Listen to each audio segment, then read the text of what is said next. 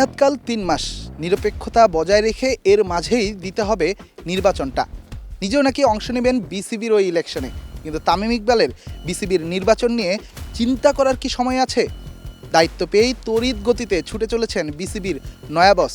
এবার নজর নিজ জন্মভূমি চট্টগ্রামের সাগরিকা স্টেডিয়ামে। ধূসর সাগরিকায় রং ফেরাতে স্টেডিয়ামের ৪ নম্বর গেটে পুরোদমে ব্যস্ততা ডিপ টিউবওয়েল প্রতিস্থাপনে।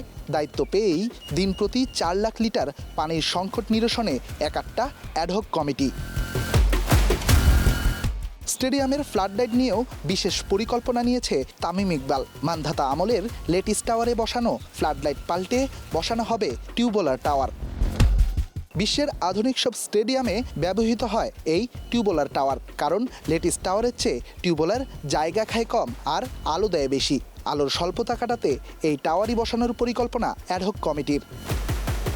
কোটি টাকার স্বপ্নখানা উঠল দালান চমৎকার, দেখতে যত বাহারি রং কাজে ততই শূন্য ফল। সাগরিকায় বানানো ইনডোরের অবস্থাটা এমনই, তবে এ নিয়েও পরিকল্পনার নতুন ছক এঁকেছে তামিমের বিসিবি।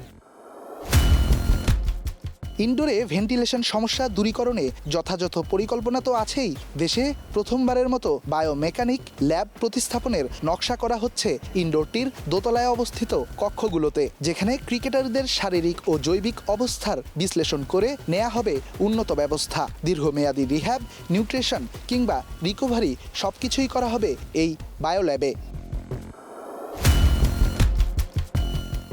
সাগরিকার আউটারে প্র্যাকটিস ফ্যাসিলিটিস বাড়াতেও উদ্যোগ নিয়েছে তামিম ইকবাল। শেষ ওয়ানডের মাঝেই আউটডোর গ্রাউন্ডসে কি পরিবর্তন আনা যেতে পারে এ নিয়ে কোচ সালাউদ্দিনের সাথে আলোচনায় বসেছিলেন ক্রিকেট অপসের ইনচার্জ শাহরিয়ার নাফিস। স্টেডিয়ামে খেলা দেখতে আসা দর্শকদের কথা চিন্তা করেও নেওয়া হচ্ছে ভিন্ন উদ্যোগ। ইতোমধ্যে মাঠে আনা হয়েছে গ্যালারির নতুন চেয়ার। এদিকে দর্শকদের উত্তপ্ত রোদের তাপ থেকে বাঁচাতে স্টেডিয়ামে শেড দেওয়ার পরিকল্পনা বিসিবির।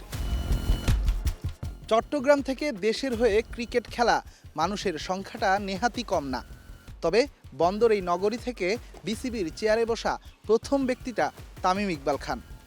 সাগরিকা স্টেডিয়াম নিয়ে তামিমের এসব পরিকল্পনা নিশ্চয়ই উদাহরণ হয়ে থাকবে দূরদর্শিতার। বীরশ্রেষ্ঠ শহীদ মতিউর রহমান ক্রিকেট স্টেডিয়াম থেকে রেদওয়ান শাওন, স্টার নিউজ, চট্টগ্রাম।